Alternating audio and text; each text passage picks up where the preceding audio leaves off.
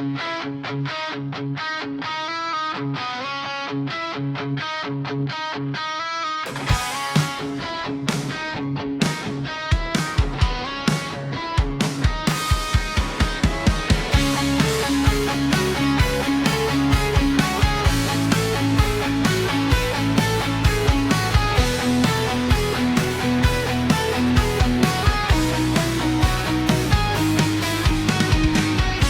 ng tao ay pinili ng Diyos upang iligtas, pero nasa sa'yo kung sasagot ka sa tawag sa taas.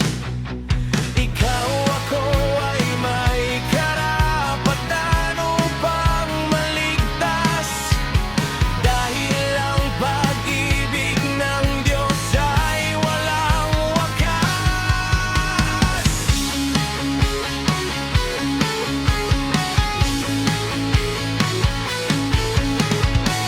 Lahat tayo ay tinatawag mong Panginoong Ama, pero nasa sa'yo kung sasagot ka sa tawag ng Ama.